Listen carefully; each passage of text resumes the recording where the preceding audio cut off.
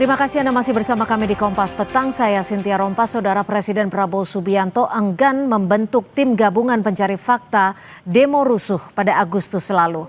Presiden mempersilahkan Komnas HAM dan 6 lembaga negara yang tangani HAM untuk melakukan pencarian fakta.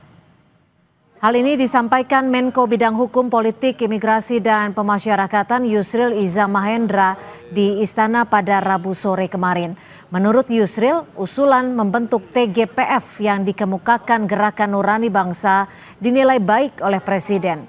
Namun Presiden memilih investigasi kerusuhan demo Agustus lalu dilakukan Komnas HAM dan lembaga-lembaga yang terafiliasi HAM.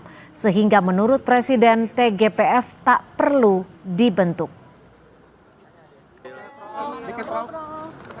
Saya sudah mendapat penegasan dari Bapak Presiden barusan bahwa usulan untuk membentuk tim gabungan pengumpulan fakta terhadap kasus-kasus demonstrasi yang berujung kerusuhan akhir Agustus yang lalu itu tidak perlu dibentuk menurut Bapak Presiden.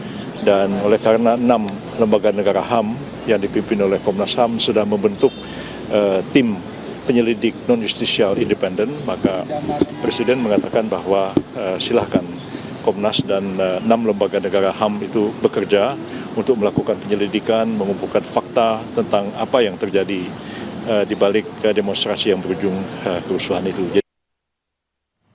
Sebelumnya, saudara anggota Gerakan Nurani Bangsa Lukman Hakim memastikan Presiden Prabowo Subianto menyetujui pembentukan tim investigasi independen. Pasalnya, kericuhan demo 25 hingga 30 Agustus lalu menelan korban jiwa dan kekerasan.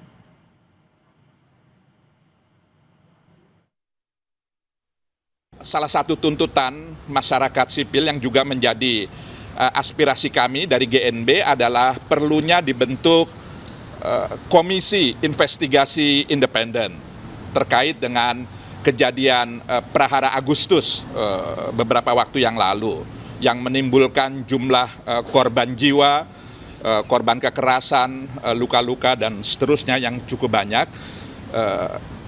Presiden menyetujui pembentukan itu. Keengganan Presiden Prabowo membentuk TGPF demo rusuh Agustus dinilai sebagai sikap pemerintah yang tidak memandang peristiwa demo Agustus sebagai hal yang serius dan mengerikan. Padahal menurut aktivis, dalang dibalik demo ricuh yang timbulkan banyak korban itu harus diungkap secara transparan.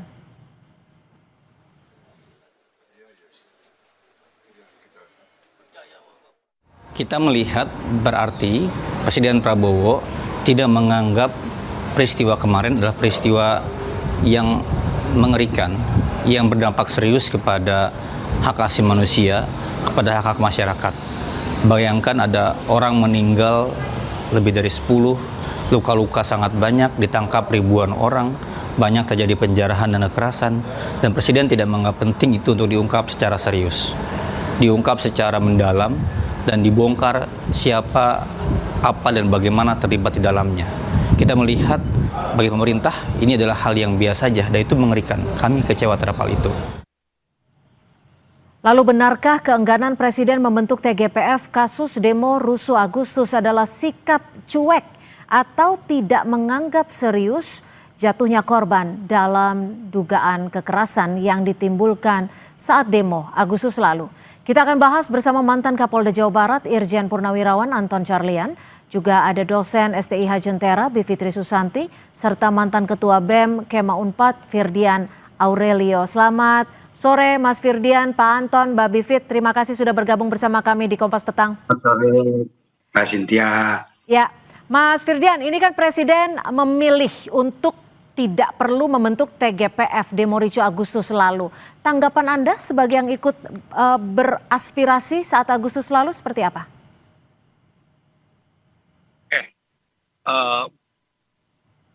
Dalam banyak sejarah dunia, Mbak, pelanggar HAM seringkali melindungi pelanggar HAM. Kalau kita melihat contoh dari mulai Hitler, Mussolini, Putin, dan lain sebagainya, pelanggar HAM cenderung akan melindungi pelanggar HAM. Saya nggak pengen bilang bahwa Presiden melindungi pelanggaran HAM, tapi kalau niatnya kayak gini, ya jangan kaget kalau publik kemudian menafsirkan ke arah yang sana.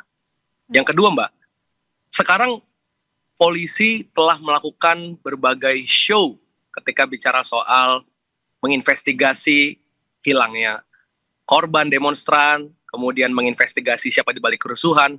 Tapi lama-lama cuma jadi kayak cap dan stempel. Ngapa kalau polisi berusaha mencari siapa dalang di balik kerusuhan, ujung-ujungnya disita buku, Mbak. Itu aja udah pasti salah tangkap. Kalau disita itu buku udah salah tangkap.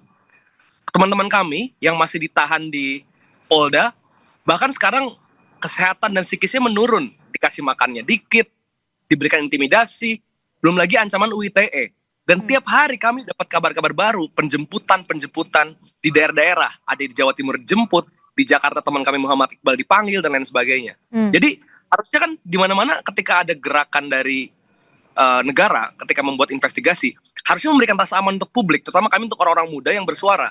Faktanya sekarang kami malah jadi takut dianggap sebagai perusuh oleh polisi, supaya polisi yang penting KPI-nya beres aja gitu, Mbak. Kami tangkap maksud Anda terkait dengan pembatalan ataupun presiden yang tidak jadi membuat TGPF. Tapi kalau dari sisi Pak Anton sendiri, Pak Anton, ini kalau memang presiden memilih investigasi cukup dilakukan oleh Komnas HAM dan 6 lembaga negara yang mengurus HAM, ada yang bilang juga ini seakan pemerintah tidak anggap serius, seakan pemerintah cuek, padahal di sini ada korban jiwa, ada korban yang terluka di sini. Baik, boleh-boleh saja tafsiran menganggap cuek.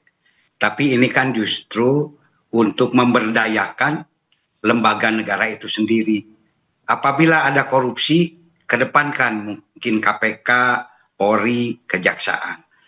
Apabila ada masalah-masalah yang menyangkut, yang dianggap akan ada pelanggaran HAM, kedepankan lembaga negara yang memang berkompeten di dalam hal tersebut, yaitu 6 lembaga negara tersebut, dari mulai Komnas HAM, Komnas Perempuan, KPAI, Ombudsman, dan lain-lain.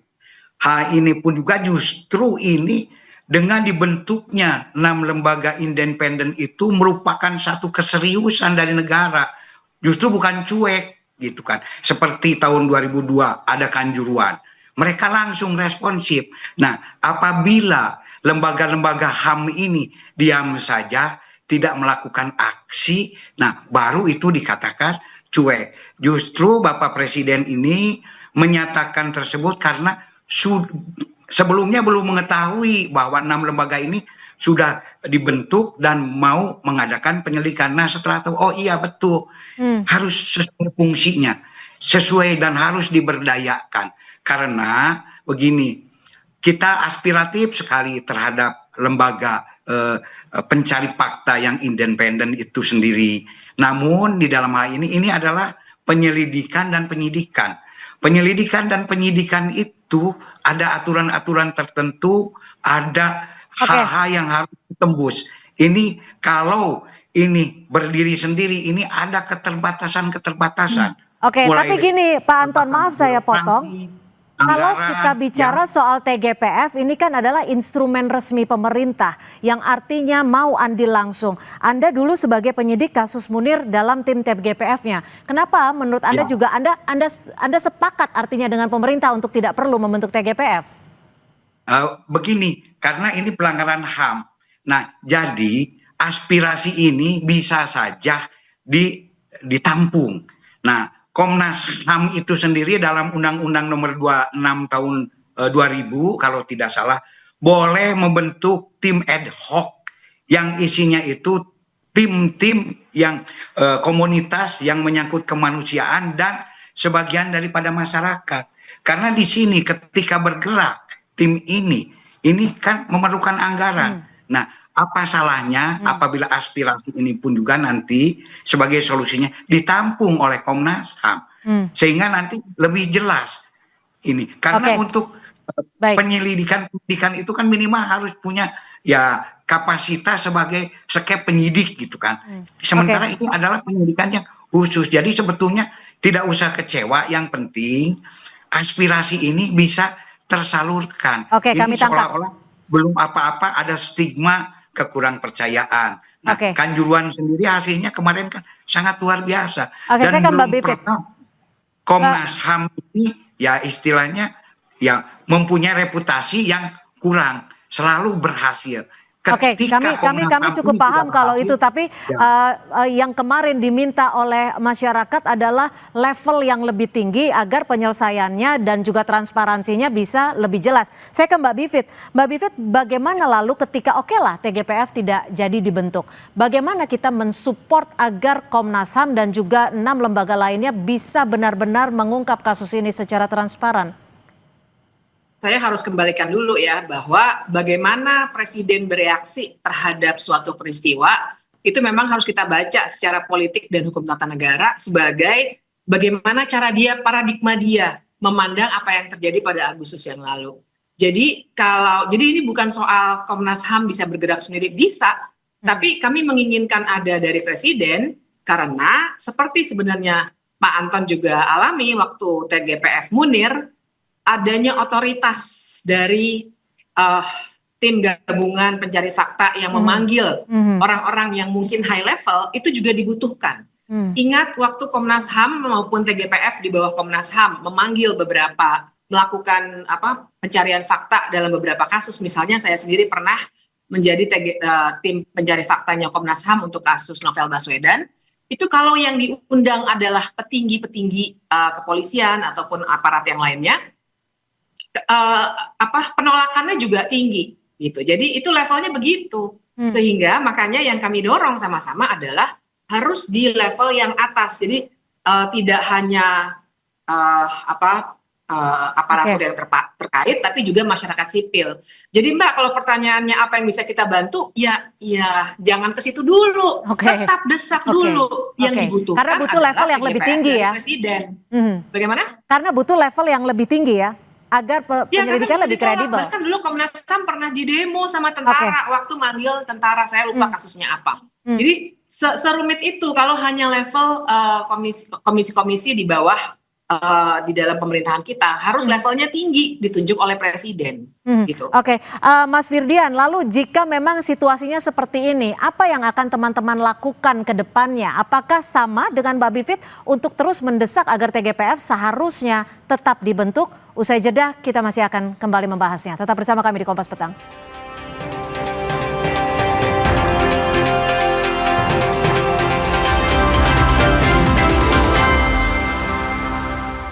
Saudara, tim gabungan pencari fakta nyatanya tidak jadi dibentuk oleh pemerintah. Dalam hal ini sudah disampaikan oleh Yusril Iza Mahendra yang mendapatkan pesan dari presiden bahwa ini tidak jadi dibentuk. Kita masih akan membahasnya. Gimana Mas Firdian, jika memang diserahkan kepada 6 lembaga termasuk Komnas HAM untuk mengatasi dan juga mengusut tuntas kasus kerusuhan di Agustus lalu, apa yang akan dilakukan teman-teman? Gini Mbak, sebagai salah satu orang muda, tuntutan kami itu bukan tentang alatnya. Alat tim gabungan pencari fakta hanyalah alat. Kita pengen tuntutan goalsnya adalah keadilan dan juga pertanggungjawaban atas dalang dibalik pelanggaran HAM ini. Sekarang saya usia 25 tahun Mbak. Sebutlah pelanggaran HAM pasca tahun 2000-an. Munir, KM50, Kanjuruhan, Novel Baswedan, kerusuhan Agustus kemarin. Sampai sekarang saya nggak tahu siapa dalangnya Mbak. Kami nggak tahu siapa dalangnya. Sudah berapa banyak tim gabungan pencari fakta, kami nggak tahu sekarang siapa dalangnya, dan kami nggak tahu dalangnya udah di penjara yang mana, kami nggak tahu. Artinya kami nggak mau lagi itu terulang. Negara harusnya bersyukur. Kita ini belum sampai level kemarahan kayak di Nepal, kayak di Prancis. Dan kami hari ini menuntut dengan cara-cara yang formil. Kami pengen presiden memberikan legitimasi hukum untuk mencari siapa dalang di balik kerusuhan dan juga keadilan untuk korban. Dan hukuman tentu saja untuk mereka-mereka yang terlibat, termasuk institusi yang terlibat. Oke. Dan kalau ini, ya jangan heran kalau kami marah lebih jauh, gitu aja. Oke, Pak Anton, pesannya jelas dari teman-teman mahasiswa bahwa yang ingin diharapkan adalah mencari siapa dalangnya dan menghukum. Karena di sini jangan sampai berhenti pada level oknum. Tapi kan memang dugaannya ada tanggung jawab struktural yang terjadi dalam kericuhan di Agustus lalu. Apakah dengan Komnas HAM cukup untuk mencari dalangnya? Kekuatan Komnas HAM dan lembaga-lembaga ini apakah cukup? Saya sangat-sangat setuju sekali dengan Mas Firdian. Bahkan kemarin saya waktu menyampaikan pun juga pesan saya itu tolong jangan hanya mencari aktor lapangan, tetapi mencari dalangnya. Karena ini bukan balas dendam, tetapi untuk mencari keadilan. Jadi saya salut ke Mas Firdian. Nah, sekarang masalahnya, apakah cukup? Saya kira tadi ini hanya leading sektor saja. Nah, seandainya ada rekan-rekan dari anak muda, mahasiswa, bahkan kalau perlu tim cyber nasional harus masuk. Karena untuk mengungkap dalang ini banyak berhubungan dengan masalah IT. Masuk di tim ad hoc, leading sektornya adalah Komnas HAM. Tolong rekrut sehingga aspirasi ini ketika ini direkrut, mereka ini kan bisa membuat laporan. Nah, apabila laporannya itu hasil penyelidikannya itu nanti tidak ditanggapi atau tidak disajikan, ini kan akan menjadi sebuah temuan. Jadi untuk ini mungkin hanya beda nama saja, tetapi tetap fungsi dan ketajamannya tidak akan berkurang dengan bergabung di tim ad hoc Komnas HAM, karena memang itu ya diatur oleh undang-undang gitu kan. Itu saja yang penting tujuannya itu bagaimana. Nah, tujuannya tadi yang utama adalah untuk mencari keadilan dan mengungkap dalangnya siapa. Mbak Bivit, betul. Anda setuju? Nanti ad hoc ini bisa dihususkan ke sana nanti gitu kan. Tapi leading sector sehingga nanti anggarannya segala macam ya bisa ditampung di sana. Tapi waktu saya habis nih Pak. Saya silakan Mbak Bivit. Baik, Anda sepakat kalau cukup dengan sekali. Ya. Ya, jadi yang juga harus dipahami, tim pencari fakta ini kan bukan hanya mencari fakta, tapi dia juga harus bisa menindaklanjuti. Jadi misalnya dari 6 komisi yang disebut-sebut itu, yang punya kewenangan melakukan penyidikan pro justisia itu hanya Komnas HAM berdasarkan Undang-Undang 26 2000. Tapi Komnas HAM juga untuk melakukan penyidikan pro justisia harus melalui pleno dulu dan lain sebagainya. Contoh kasus Munir itu akhirnya bisa jalan dan sampai sekarang belum juga, makanya kami lagi menuntut Komnas HAM, belum juga ditindaklanjuti setelah lebih dari 1 tahun. Contohnya itu. Nah, jadi berlarut-larutnya itu potensinya luar biasa besar karena 6 lembaga itu memang bukan penyidik misalnya di kepolisian, juga tidak ada kejaksaan, tidak ada TNI misalnya. Akan banyak sekali kesulitan sehingga yang terjadi nanti jangan-jangan adalah kerja yang tidak efektif, bahkan berlarut-larut, lama, dan artinya kawan-kawan muda seperti Firdian lagi-lagi tidak akan mendapatkan jawaban tentang apa yang terjadi pada Agustus lalu, sementara sudah ada kawan-kawan lain yang ditahan sekarang dan sedang diplot untuk menjadi pelaku dari hal-hal yang sebenarnya secara fakta belum pernah terungkap. Jadi ini logika kita lagi dibalik-balik nih. Faktanya belum ketemu, tapi ada 600-an orang yang masih ditahan, 3 orang yang hilang, dan satu kelompok itu dijadikan kambing hitam, Del Pedro dan kawan-kawan. Padahal itu tadi faktanya apa kita belum tahu. Nah, ini yang saya kira harus kita luruskan betul. Jangan sampai ada tim yang 6 komisi itu, tapi juga mungkin sampai 2 tahun lagi tidak akan selesai, tidak ada yang bisa dipanggil, dan tidak pernah ada fakta yang bisa terungkap. Pak Anton ingin menanggapi, silakan. Ya, untuk tim ad hoc itu sendiri kan nanti ada TO, target operasional, dan juga time limitnya. Jadi khususkan saja ini untuk mencari dalang sebagaimana kesepakatan rekan-rekan semuanya. Yang lain mungkin mencari yang hal-hal lain karena tim-tim itu sendiri seperti kita ada tim pencari barang bukti, tim pencari A, B, C. Nah, khusus untuk menampung aspirasi masyarakat ini ya khususkan untuk mencari dalang dengan time limit yang jelas sehingga nanti tidak berlarut-larut. Time limitnya berapa sih Pak? Idealnya berapa sih kalau oke lah kita serahkan ke lembaga dan Komnas HAM. Time limitnya berapa lama bisa diselesaikan menurut Anda? Itu sesuai dengan kesepakatan karena tadi itu harus pro justitia gitu kan. Dan yang sudah ada pro justitia ini ya salah satunya dalam pelanggaran HAM tadi sudah disebutkan adalah Komnas HAM. tinggal dipertajam saja. Seandainya ada kita di dalamnya, ya rekan-rekan kita semua, para penggiat kemanusiaan dan masyarakat yang tokoh-tokoh itu kan bisa tahu, oh begini. Nanti kalau ada kesulitan juga begini. Sehingga nanti tim ini pun Oke, juga, tim kami yang tangkap. tidak ada dusta di antara kita gitu. Ketika kita pun juga sudah berbaur di dalamnya gitu Oke, kan. kami Sehingga tangkap. ini tinggal pembahasan saja. Mas Firdian, apa sebenarnya kalau dari teman-teman sendiri yang dibaca terkait dengan pembatalan TGPF ini? Singkat saja. Ya, balik lagi Mbak ke statement saya saat di awal tadi. Dalam sejarah dunia, seringkali pelanggar HAM akan melindungi pelanggar HAM yang lain. Jadi kalau misalnya hari ini negara tidak mau disebut sebagai pelanggar HAM di era terbaru ini, ya stop tutupi berbagai pelanggar HAM berat Agustus kemarin. 10 korban terlalu banyak, 1 orang meninggal pun sudah terlalu banyak. Itu aja Mbak. Baik, Mbak Bivit, apa yang akan Anda lakukan jika memang kalau tadi Pak Anton menyebut harus dipasang, harus diberikan time limit.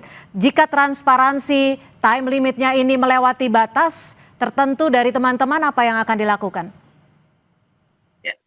Saya kira ini sebenarnya balik kepada Presiden ya, terutama ya.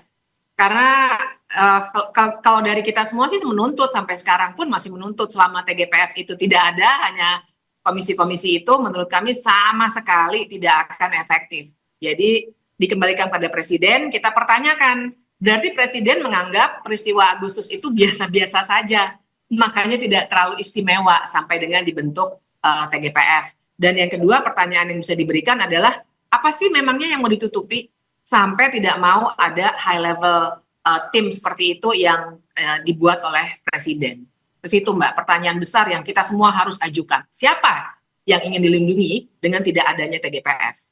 Oke, terakhir Pak Anton, apa yang bisa Anda sampaikan ketika memang nanti ternyata cita-cita Anda juga kan untuk mengungkap siapa dalangnya. Jika nanti juga tidak terungkap, apa yang akan bisa dilakukan? Ya, setelah limit time-nya sudah kita tentukan dan disepakati bersama, kemudian dalangnya nanti tidak terungkap juga. Nah, itu baru bisa mendesak dengan keras untuk dibuat TGVF. Buang waktu dong kita. Di mana sebetulnya ya tim TGVF itu sendiri sebetulnya siapa sih sekarang yang mau jadi tim TGVF? Mungkin A, B, C, D gitu kan. Nah, ini untuk sementara kan bisa di tim ad hoc gitu kan. Nah, artinya kalau di tim ad hoc ini mereka tidak menemukan, nanti bagaimana di TGVF yang sebetulnya nanti ya personnya hanya itu juga gitu kan. Jadi sebetulnya untuk menampung TGVF sementara ini simpan saja atau tampung saja di dalam tim ad hoc ya, yaitu ya aktivis penggiat kemanusiaan dan masyarakat. Kan sama-sama saja. Hanya sekarang leading sektornya Komnas HAM, dan ini memang sesuai dengan aturan yang berlaku gitu. Baik, terima hanya kasih. Hanya saja lah istilahnya. Terima kasih Irjen Purnawirawan Anton Carlian dan juga Mbak Bivitri Susanti serta Mas Firdian Aurelio sudah berbagi perspektif di Kompas Petang hari ini. Selamat sore. Selamat sore, Mbak Sinti.